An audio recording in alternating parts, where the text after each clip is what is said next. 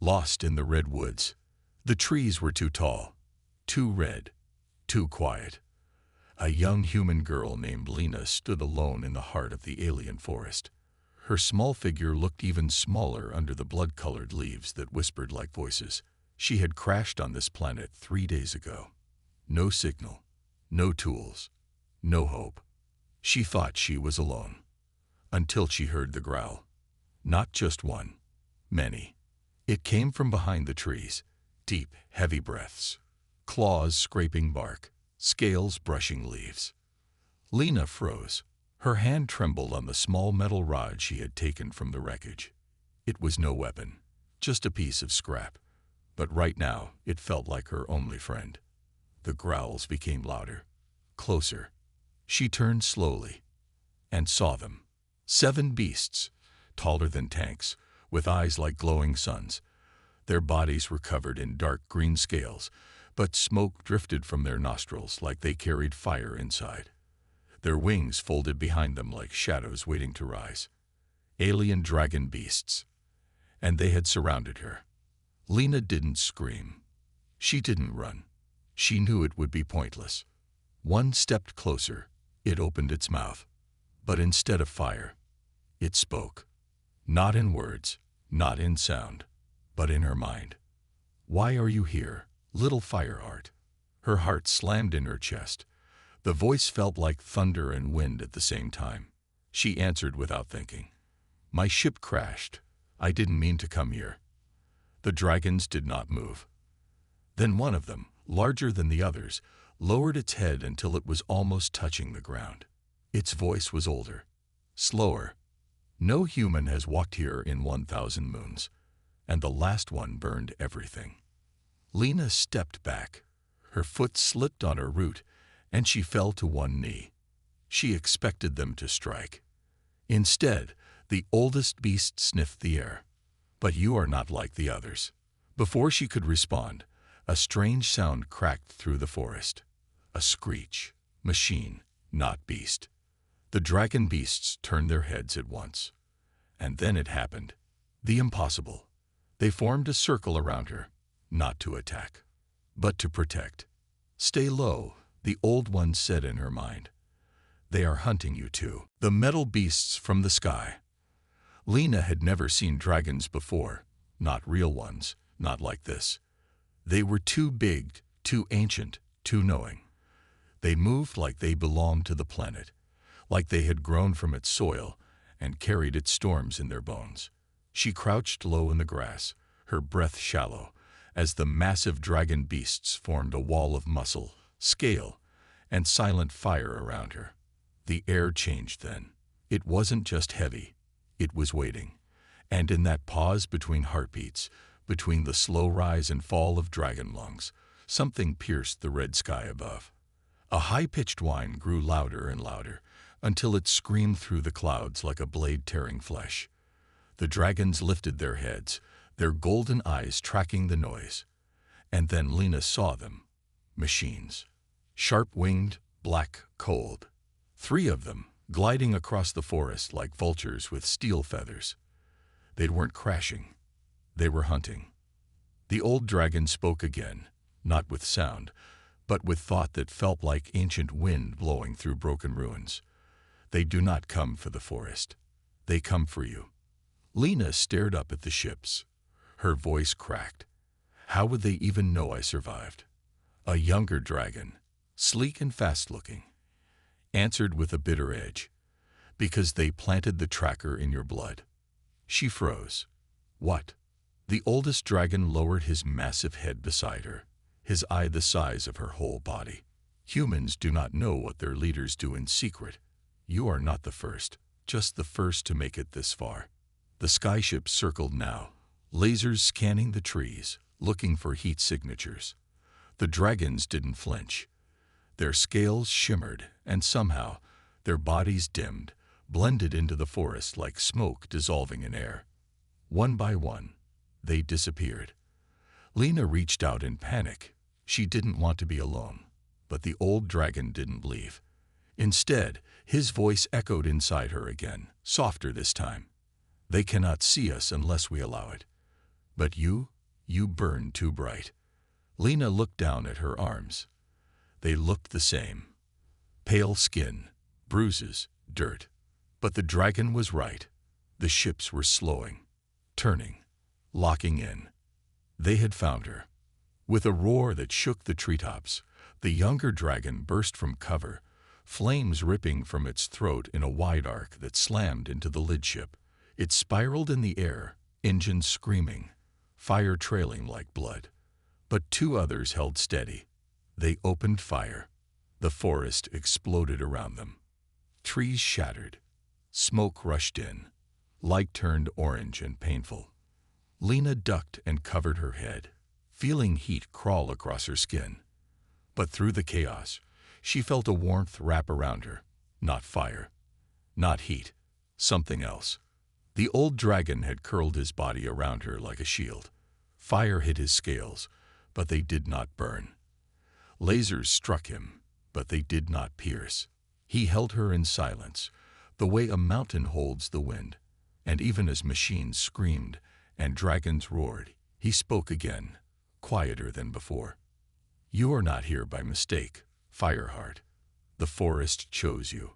Now you must choose us. The truth inside her blood. The fire had passed, but its breath still clung to the trees.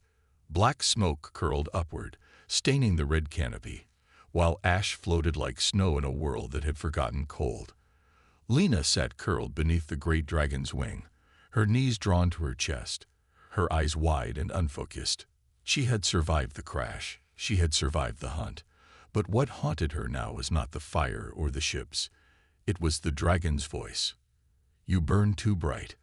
There is truth in your blood. She looked down at her hands again. They were shaking, dirty, very human. And yet, the word stuck with her, a tracker in her blood. The forest chose her. What did any of that mean? She wasn't a soldier. She wasn't anyone important. Just a girl with a half-broken body and a mind trying not to fall apart. But the way the dragons had protected her, the way the machines hunted her, something was wrong. Something big. The old dragon sat still beside her, like a stone breathing the wind. His name, she had learned, was Alvarez. It meant something ancient in their tongue, something like the one who remembers flame. The others had names too, but Alvarez had told her not to speak them yet. Names, among his kind, were not gifts. They were trust, and trust had to be earned. Finally, Lena whispered, "What did you mean about my blood?" Alvarez did not answer right away. He tilted his head toward the smoking sky, where the broken ship had vanished. Then, in that deep thunder that spoke straight into her bones, he said, "Your kind came here before. Long ago, not with peace. They came with greed.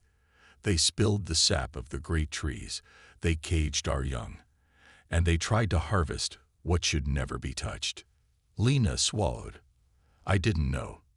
You were not meant to. Your leaders erased the records. But something they took from us, they put it inside themselves, experimented, bred it, buried it in blood. Most lines died. But some carried it on, hidden, sleeping, waiting for a forest like this to awaken it." Her skin crawled. "You think it's in me." The dragon lowered his head until his eye met hers. "We know it is. That is why the machines came. Not to kill you. To take you back. They fear what you might become." Lena felt the words strike something deep inside her. Memories. Moments. Things that had never made sense. The time she survived a ship explosion that killed 4 others. The fever that should have killed her at 6, but vanished overnight. The strange dreams she'd had since childhood. Dreams of trees, of wings, of burning skies. "You are part of the old fire," Alvarez said, "and only the old fire can call the heart of the forest." Lena stood slowly, her legs weak, but her mind suddenly sharp. And what is the heart of the forest? The dragon didn't speak. Instead, he turned and began to walk. "Follow me," his voice said in her mind, like stone rolling over ancient roots. "If you wish to know who you really are, you must walk into the place where even we fear to go." Lena hesitated only once. Then she followed him into the deeper red, the chamber beneath the roots. The deeper they walked into the red woods, the quieter the forest became. Not peaceful quiet, but the kind that made the skin crawl, like the world was holding its breath. Every branch above Lena's head twisted slightly away from the path, as if they too feared where the dragon was leading her. Alvarez moved slowly, his great claws leaving shallow prints in the glowing moss, each step deliberate, heavy with memory. The others did not follow. Only Alvarez dared. Lena stayed close behind him, heart pounding with every step. The air grew thicker, not hotter, not colder, just heavier, as if the forest itself was pressing down on her, testing her, watching her. At last, the trees stopped. They came to a circle of bare ground where nothing grew. Not a blade of grass. Not a single leaf. In the center of the circle, roots curled into a strange, spiraling shape, blackened and gnarled like fingers reaching for something long lost. Alvarez stopped at the edge of the roots and lowered his head. For a long moment, he said nothing. Then, in a voice quieter than before, he spoke into her mind. "You must go alone now. I cannot pass this place." Lena stared at the roots. They looked dead, twisted, but something about them hummed with a low, pulsing sound, so low it wasn't heard, only felt. She stepped forward slowly, one foot then the other, until she stood in the center of the spiral. As soon as she did, the ground gave way. She fell. No scream, no warning, just sudden darkness swallowing her whole. But she didn't hit the ground. Something caught her. A soft current of wind or light, or maybe memory. It held her gently, like hands made of breath, and lowered her into a chamber deep below the earth. When her feet touched the ground, she was standing in a space lit from within. The walls were made of tree roots, woven so tightly they looked like bone. In the center of the chamber stood a stone, cracked and ancient, with carvings that pulsed faintly like a dying heartbeat. Her name was on it. Not written in human letters, not spoken aloud, but she felt it in her chest, like a bell had been ringing there her whole life. She stepped toward the stone, and it responded. A sudden flash of warmth surged through her veins. Her knees buckled. She fell to her hands. Pain. No, not pain. Change. Her blood burned, not with fire, but with memory. Images filled her mind. Flashes of another life. A woman with her face but older, standing in a field of flames. Dragons circling her. Humans bowing to her, her eyes glowing like stars. The stone spoke, not with voice, but with truth. You are the last fireborn. The bloodline was hidden, broken, hunted. But in you, it survives. You are the bridge between what was and what will be. You carry the spark. Tears slipped down Lena's cheeks. Not from fear, but from something deeper. Recognition. She hadn't crashed by accident. She hadn't been lost. The forest had called her. The dragons had protected her. And now, beneath the roots of a world older than her entire species, she finally understood why. A faint sound echoed above. Metal. Footsteps. Voices. They had found her trail again. The machines were coming. Lena rose, not fully understanding what had awakened in her, but knowing, somehow, that she would never be the same. And when she stepped out of the chamber, the roots opened for her. The forest had accepted her. And the dragons would now follow her lead. War calls from the burning sky. When Lena stepped back into the forest, it felt different, alive in a way it hadn't been before.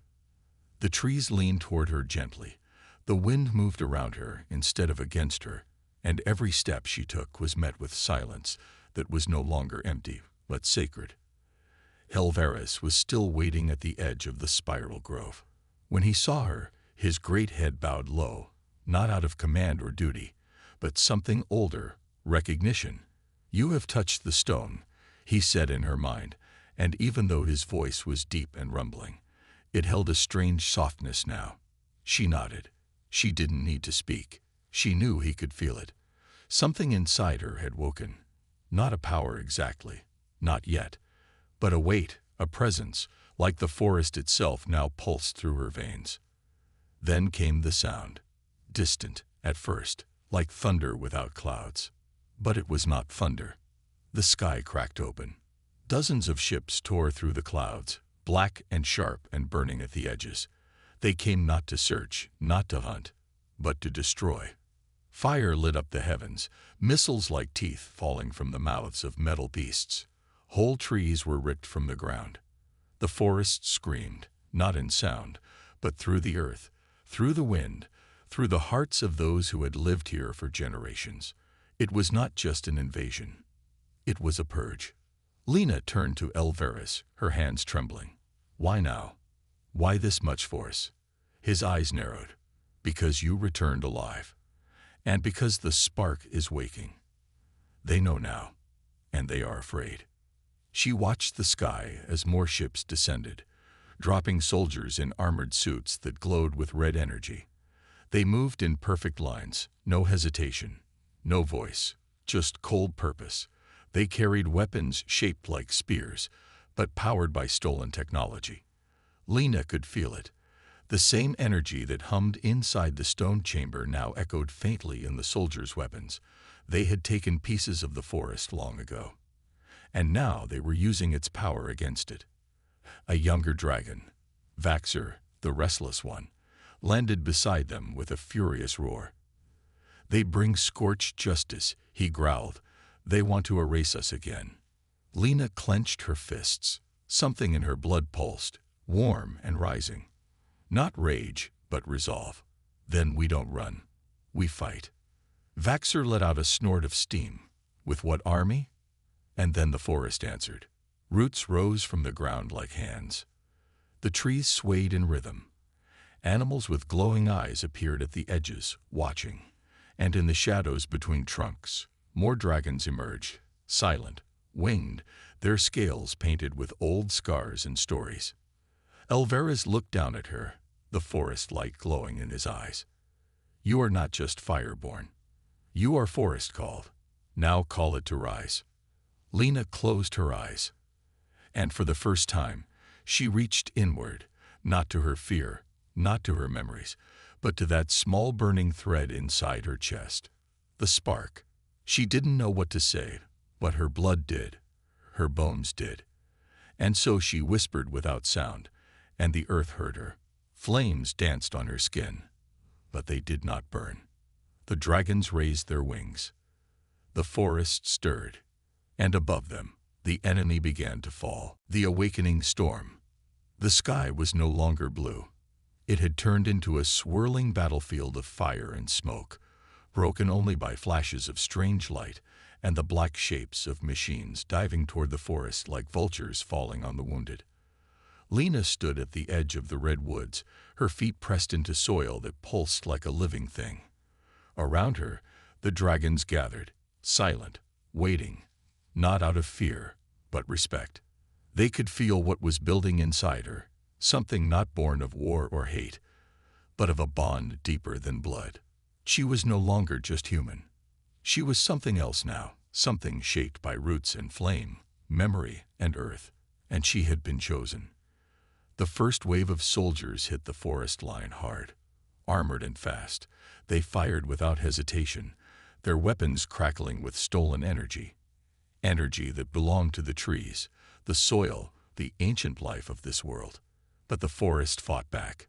Vines shot up like whips, dragging some down. The dragons took to the air, wings thundering as they rained fire and fury on the intruders. It was not a clean battle. It was chaos. Living chaos. Lena moved without thinking, her body responding to instincts she didn't know she had. Fire curled around her fingers, but it did not hurt. It listened. The wind twisted at her call, not wild, but steady. She ran through the flames, through smoke and ruin, and wherever she passed, the ground seemed to heal behind her, ashes pulling into roots, roots forming new growth. It was like the planet itself breathed through her. One soldier broke through, charging her with a blade of red light. She turned, raised her hand, and the blade shattered into dust. The man fell to his knees, not because she had harmed him, but because his armor had failed. His energy weapon, designed to twist and burn, had simply unraveled in her presence. He looked up at her with something strange in his eyes. Not fear. Recognition. She moved on, deeper into the chaos. Above her, Elvarez and Vaxer fought like storm gods. The younger dragons flanked them, weaving through the air, battling the ships with speed and precision no machine could match. One by one, enemy vessels fell, crashing into the forest. But the machines kept coming. A second wave, then a third. This wasn't a simple mission. It was a final effort. They had come to erase her, and something inside Lena snapped. She stopped running, stood still in the center of the battlefield, eyes closed, heart open, and she reached deeper. The spark inside her ignited fully now, not with rage, but with clarity. She saw the truth, not just of her blood, but of her purpose. She wasn't meant to fight like a soldier. She wasn't a weapon. She was balance. A voice older than memory filled her mind. The same voice she'd heard in the chamber beneath the roots, now stronger, clearer. You are the flame that does not consume, the breath that awakens life. Your kind forgot, but the forest remembers. Now make them remember. Lena opened her eyes, and the world changed. The wind turned. The fire danced upward, not in destruction, but in shape. A form rose beside her, made of light and flame and memory, a guardian of the old forest, summoned from her own soul. It swept across the battlefield in silence, and wherever it passed, machines failed. Metal rusted. Engines died. Weapons dropped to the ground, as if they were too heavy to carry. The soldiers looked up, confused, then terrified, then still. Many of them turned and fled. Some dropped to their knees. None dared shoot again. And far above, in the last remaining ship, a commander watched the feed and whispered, "We were wrong. She's not a threat.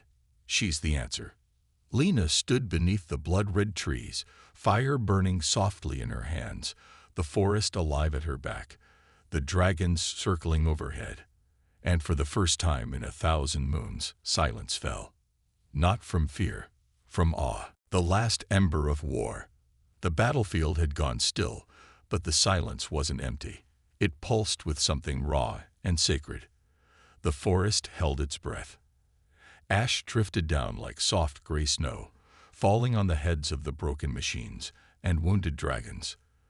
The final wave of soldiers had stopped just beyond the tree line. They didn't raise their weapons. They didn't speak. They only watched, unsure if they were standing at the end of a war or the beginning of something far older. Lena stood at the center of it all, her clothes scorched, her body bruised, but something in her eyes had changed. The spark inside her no longer flickered. It glowed with steady light, soft and sure, like it had found its true rhythm inside her heartbeat. Elvarez landed beside her, slow and heavy. Even the ancient dragon looked changed.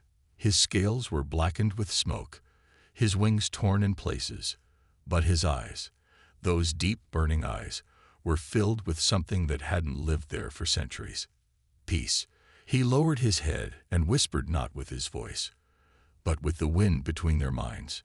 You have done what no dragon or human ever could. You ended the burn without fire. Lena turned to him, her voice hoarse. I didn't win. I didn't destroy them. They just stopped. The old dragon gave a slow nod, because they remembered what they were, what they lost, and what they nearly destroyed. She looked at the line of soldiers now retreating into the woods. Many of them had dropped their weapons. Some had taken off their helmets. They looked younger than she expected, scared, like children waking from a nightmare. She wondered how many of them had even known why they were sent here. How many believed the lies about the forest? How many carried the same kind of spark inside, buried under orders in steel? The guardian of flame, the living shape she had summoned, flickered beside her now, its form softening, dissolving into embers. It didn't die. It simply returned. Back into the roots. Back into her. Back into the planet that had waited so long for its flame to come home. "What happens now?" she asked Alvarez. "That is your choice," he answered. "You are the bridge now. Not just between forest and flame, but between memory and future." She looked up at the sky, now clearing. The storm was gone, and for the first time since she crashed, she saw stars, thousands of them, and somewhere out there, more humans still lived. Some would come with fear, some would come with greed, but maybe, just maybe, some would come ready to listen. Lena pressed her hand to the earth, not to take from it, just to feel it breathe. "Then I'll stay," she said softly, "and I'll build something better." Dragons moved through the trees now, slow and careful, tending to their wounded. Vines crept forward, wrapping gently around broken bark. The forest began to heal. The machines, what was left of them, were slowly swallowed by root and moss, not out of hate, but to become part of the soil again. Lena stood tall among them, no longer just a survivor, no longer just human. She was the fire heart, the last ember of war, and the first flame of peace. The forest remembers her name. The red forest was no longer burning. Days had passed since the sky rained fire, and the machines finally fell silent. The air still carried the scent of ash, but now it mingled with new life. Green shoots growing from black soil, small flowers blooming where wreckage had once burned. Even the animals, strange and quiet things with glowing eyes and feathered tails, had begun to return. They watched from a distance, curious but calm. Something had changed, not just the land, not just the sky. Lena had changed too. She walked through the forest now with no fear. The roots no longer tripped her, the vines no longer curled in suspicion. When she passed beneath the trees, their branches bent slightly, like they knew her, like they remembered her, and she had begun to remember them too, not as shapes or colors or dangers, but as old friends, guardians, teachers. She had started to understand the whispers in the wind, the slow language of bark and leaf. The forest spoke slowly, but it never lied. Alvarez stayed close to her, not as a protector anymore, not as a leader. He walked beside her now as an equal. Some nights, they sat by the glowing lakes and spoke without words, their thoughts drifting like smoke between them. He told her stories of the time before the burning, when dragons soared without fear and the forest stretched across continents. He told her of the betrayal, when humans first came, curious but hungry, and how they broke the balance that had taken 1,000 years to grow. But he also told her something else. "You were not sent to end the war," he said one evening, his great form curled beside a stream. "You were sent to begin the remembering." Lena had thought about those words ever since. The other dragons had begun to change too. Not quickly. They were slow by nature, cautious, but the fire she had awakened in the chamber beneath the roots had touched all of them. Even the youngest ones, once impatient and restless, had started listening more. Even the oldest, like Alvarez, had begun to dream again. But it wasn't just the dragons. A group of humans returned, not soldiers this time, not ships full of weapons, just a few. Scientists, diplomats, people who had seen the broadcast from the battle, who had watched a girl standing untouched as weapons fell apart in her presence. People who saw the flame in her hands and realized it wasn't war they had witnessed. It was something sacred. They came carefully. They asked permission to enter the redwoods. And Lena allowed them. She met them at the forest's edge, wearing robes the color of fire and earth, woven from leaves and ash silk. She didn't smile much, not like before, but there was a calm in her eyes that made the humans lower their voices, take off their helmets, and leave their scanners behind. She spoke to them gently, told them they could observe, but not touch. They could ask, but not take. They could stay, but only if they gave something back. And to her surprise, they listened. She guided them to the quiet parts of the forest. She showed them the roots that hummed with memory. She helped them understand that not everything needed to be measured to be real. Some things, like the breath of the forest, could only be felt. Some nights, she sat by herself at the edge of the spiral grove, staring at the roots where she had first fallen through. She would press her hand into the soil and listen, not for answers, but for the pulse. The steady, quiet heartbeat of the world beneath her. The forest never spoke in full sentences. It didn't give instructions or warnings. It simply offered presence, truth without pressure. And slowly, Lena began to see what her place truly was. Not a queen, not a god, not a weapon. A bridge. Between fire and root, between fear and memory, between two species that had once broken each other and now might heal. The dragons began carving new paths through the skies, not for battle, but for exploration. The humans began planting trees at the forest's edge, their hands learning the feel of living soil instead of steel. The old machines, once used for destruction, were left behind and overgrown, turned into resting places for birds and beasts. Peace was not loud. It was not made of flags or victories. It was built slowly, one shared glance at a time, one truth told, one mistake forgiven. And Lena, the girl who had crashed into the forest by accident, became something more than legend. She became memory. In the songs of dragons, they called her the first flame of balance. In human records, they named her the voice between worlds. But in the forest, among the roots and wind and stars, they simply remembered her name.